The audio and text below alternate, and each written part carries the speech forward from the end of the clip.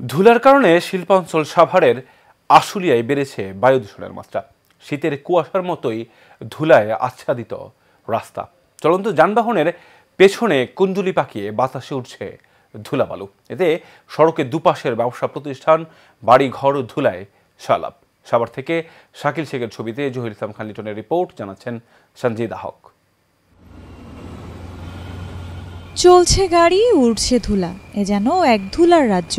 সাভারের আশুলিয়ায় বাইপাইল থেকে আব্দুল্লাপুর সড়কের এলিভেটেড এক্সপ্রেসওয়ের কাজ চলমান থাকায় এমন ধুলাময় চারপাশ। ঢাকা আশুলিয়া সড়ক ব্যবহার করে প্রতিদিন চলাচল করে কয়েক হাজার যানবাহন। সংকীর্ণ রাস্তা, তীব্র যানজট ও অতিরিক্ত ধুলাবালিতে দুর্ভোগে চালক ও পথচারীরা। অতিরিক্ত ধুলাবালির জন্য আমরা রাস্তায় বের হতে পারি না।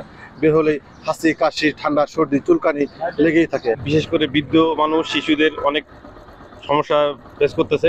স্কুল যাওয়ার সময় আর কি অনেক ধুলাবালির কারণে সর্দি, কাশি, জ্বর হয়, আর এই কারণে আমরা সবসময় মাস্ক পরে যাই। ধুলাবালির কারণে আমাদের কাশি হয়, অসুখ বিসুখ ধরে, মানুষ চলাফেরা করতে পারে না।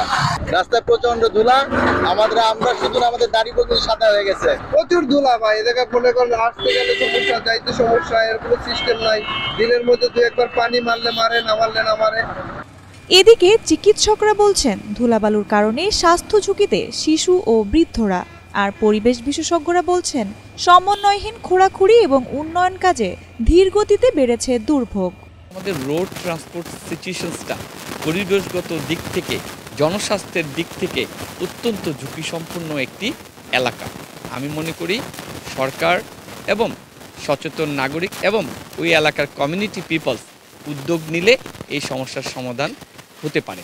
এই এলাকায় ধুলাবালির পরিমাণ অনেক বেড়ে গেছে এবং সেই ধুলাবালির কারণে মানুষ অসুস্থ হচ্ছে, বিশেষ করে বাচ্চারা এবং বয়োজ্যেষ্ঠ যারা আছে তাদের মধ্যে এই সমস্যাগুলো বেশি দেখা যাচ্ছে। এর সমস্যাগুলোর মধ্যে হচ্ছে শ্বাসকষ্ট, সর্দি, কাশি, জ্বর, তারপরে চোখ দিয়ে পানি পড়া। এইগুলা নিয়মিত এই রোগীগুলো আমাদের এখানে আসছে এবং অনেক রোগী এমন পরিমাণে শ্বাসকষ্ট নিয়ে আসছে যাদেরকে আমাদেরকে ভর্তিও করা লাগতেছে। মানুষের পক্ষ থেকে যেটা করা উচিত সেটা হচ্ছে যে আপনার মাস্ক ব্যবহার করা। যখন তারা ঘর থেকে বের হবে মাস্ক ব্যবহার করবে। কাজ চলমান থাকার সময় সড়কে পানি দেওয়ার কথা থাকলেও দিচ্ছে না বলে অভিযোগ স্থানীয়দের। এ বিষয়ে এলিভেটেড এক্সপ্রেসওয়ে প্রকল্প পরিচালকের সঙ্গে কথা বলতে চাইলে তাকে পাওয়া যায়নি। সঞ্জিদা হক, এশিয়ান টেলিভিশন।